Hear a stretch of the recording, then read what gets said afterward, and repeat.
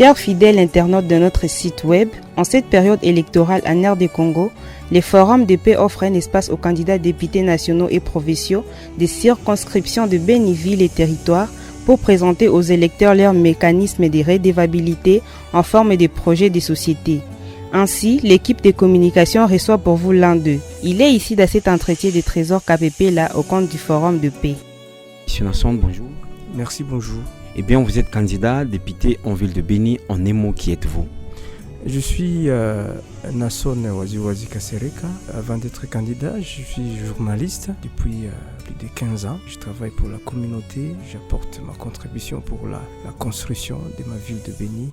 Eh bien, vous êtes candidat député en ville de Béni. C'est une ville confrontée à plusieurs défis. La tuerie de civils dans les environs, des groupes armés locaux qui sont un peu partout dans les périphéries de la ville, l'insécurité urbaine et les conflits autour de la limite du parc de Virunga et beaucoup d'autres défis. Quel est votre plan d'action quand vous serez député pour pousser les décideurs à trouver solution à tous ces défis et comment comptez-vous le faire? La solution avec la protection civile ici dans notre région passe par l'appui à l'armée. J'ai l'impression que l'armée est abandonnée. La solution à la sécurité urbaine mais également à la protection des civils passe par le renforcement de capacités de nos forces armées. Nous avons une armée quasiment abandonnée, pas suffisamment de moyens, pas suffisamment d'hommes pour protéger la communauté. Donc la solution à nos problèmes passe par un investissement sérieux au sein des forces de sécurité. Il faut des moyens conséquents. L'armée coûte énormément cher. Mon plan de travail est de rappeler les autorités, si une fois élues, d'allouer suffisamment de moyens pour faire face aux défis en rapport avec le terrorisme auquel nous faisons face. La solution passe par là. Un autre volet de travail pour des questions immédiates, pour appuyer l'armée dans mon plan de travail, une fois élu, plaider à ce que le moratoire qui suspend la peine de mort dans le pays soit appliqué plutôt dans notre région, pour qu'on assiste à des condamnations à mort et à l'exécution de personnes qui sont reconnues coupables ou qui eux-mêmes reconnaissent qu'ils participent au massacre des civils. Il y a ceux qui pensent que ce n'est pas possible parce qu'on a signé des traités, ainsi de suite. Pour moi, je crois fermement que si nos députés de cette partie du pays plaident que la région dans laquelle nous nous trouvons, s'ils sont convaincus que l'application de la peine de mort peut constituer un levier pour aider immédiatement l'armée à faire face à cette tragédie, ils me soutiendront. Je suis l'un des candidats révolutionnaires. Nous ne devons pas accepter que les autres réfléchissent à notre place. Si nous avons des problèmes, il n'y a pas que les autres qui doivent nous proposer la façon de réfléchir. Les ONG internationales comme Human Rights Watch peuvent crier et dire non, écoutez, la peine de mort, ce n'est pas une bonne chose. J'ai l'impression qu'il y a une sorte d'impunité autour de cette question en rapport avec le massacre des civils. Lors des dernières audiences, en rapport avec le ADF, il y en a un ADF qui a lui-même confessé qu'il a déjà tué beaucoup de personnes et c'était un repris de justice. Et je me pose la question de savoir si on doit laisser ces genres de personnes continuer à se mouvoir au sein de la communauté qui commettent et qui acceptent qu'ils commettent des massacres et après qu'ils soient arrêtés, que le ADF attaque de prison ou qu'il s'évade ou qu'il donne de l'argent pour rentrer encore dans la communauté et continuer à massacrer des civils. Ça ne me passe pas dans la tête. Et donc, cette impunité fait les lits à ces massacres qui continuent dans notre région. Dans la Bible, à un certain moment, Dieu lui-même a ordonné à Moïse que quand il y a eu trop de dégâts, ceux qui tuent, il faut qu'il soit tué également. Qui crève l'œil de son prochain, il faut crever aussi son œil. Donc, cette fameuse loi des talions. Donc, à un certain moment, même Dieu lui-même a trouvé que l'impunité fait les lits à la violence au sein de la communauté. Le Congo est à sa 4e législature. Certaines populations pensent que nous faisons du surplace, c'est-à-dire il n'y a pas de changement. Peut-être parce que ceux qu'elles votent régulièrement ne jouent pas correctement leur rôle dans le contrôle du pouvoir exécutif. Que feriez-vous quand vous serez député pour que vous redonniez de l'espoir à cette population qui ne croit plus à rien? Vous avez raison et la population a raison de se poser des questions. On organise des élections, mais on ne sent pas vraiment dans la vie de tous les jours l'impact de ces élections, bien qu'on dépense des millions de dollars pour organiser les élections.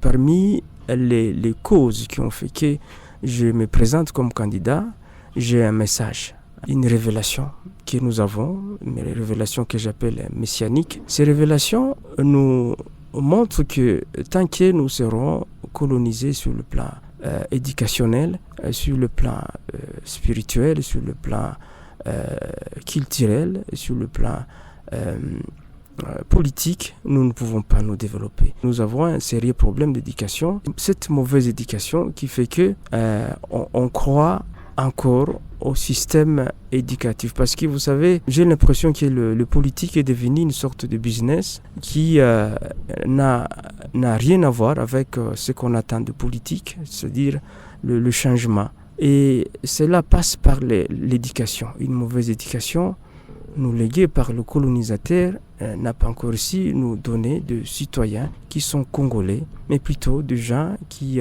parlent que français, des gens qui ne sont pas construits, de patriotes qui sont préparés ou construits dans nos propres laboratoires, pas un laboratoire fabriqué par les colonisateurs. Parce que l'éducation que nous avons, c'est une éducation de colonisateurs. Et comme vous pouvez le constater, le colonisateur a la politique de mettre la population colonisée dans une sorte d'esclavagisme. C'est également l'éducation là qui inculque à ce que nous appelons l'élite que quand vous avez beaucoup de diplômes et que vous avez la chance de diriger, c'est votre droit d'avoir suffisamment d'argent ou un bon salaire et que celui qui n'est pas à l'école, lui, c'est normal qu'il soit sans salaire ou que celui qui n'a pas de fonction au sein de l'État, celui-là n'a pas droit de bénéficier des ressources de l'État. La troisième question, une compétition électorale, c'est une compétition à des hypothèses. Il y a la réussite ou l'échec. Si jamais la CENI ne vous proclame vainqueur, que ferez-vous? Est-ce que vous allez descendre à la rue ou soit vous allez saisir la justice? La justice élève la nation. La justice, c'est le seul moyen, le dernier rempart pour recouvrer les droits. Il n'y a que la justice auprès de laquelle nous devons nous tous nous confier pour réclamer les droits si il n'a pas été dit. Nous devons passer par là pour toute revendication à rapport du contentieux électoraux. Bien que la justice elle a aussi ses défauts, mais nous avons des difficultés dans ces élections parce qu'elle n'a pas été financée. Nous devons, nous candidats, avoir de témoins. Ce sont ces témoins-là qui nous permettent de sécuriser les résultats des urnes. Nous nous forçons pour le faire. J'appelle tous les candidats à avoir des témoins pour que toute revendication ait des preuves. Et je crois si on va se plaindre avec de preuves, il y a des raisons de trouver gain de cause. Et si nous n'avons pas de preuves, ceux qui vont tricher, ils peuvent se servir de ça pour tricher. La RI prépare plutôt à brûler la ville. Les revendications doivent avoir de preuves. Je conseille les gens qui n'ont pas de preuves de ne pas aller dans la RI. Nous observons de plus en plus de tensions dans la ville. Certains candidats tentent d'utiliser des petits-enfants qui déchirent les effigies d'autres candidats. Il s'observe une tension, bien que ce n'est pas encore très palpable. Et on a déjà peur du lendemain. Après le 20 décembre, qu'est-ce qui va se passer? Quel message vous avez d'abord à vos sympathisants et à tous les autres candidats comme vous?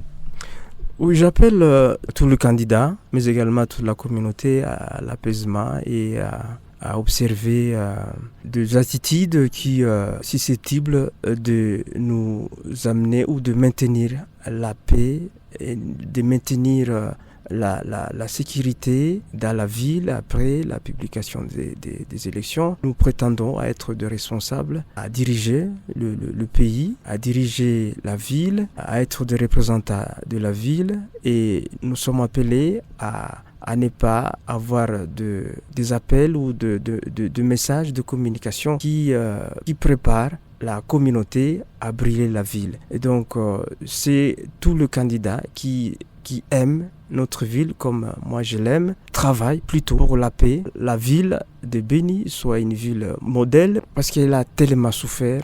Elle est dans une situation que nous connaissons nous tous, la violence chaque jour.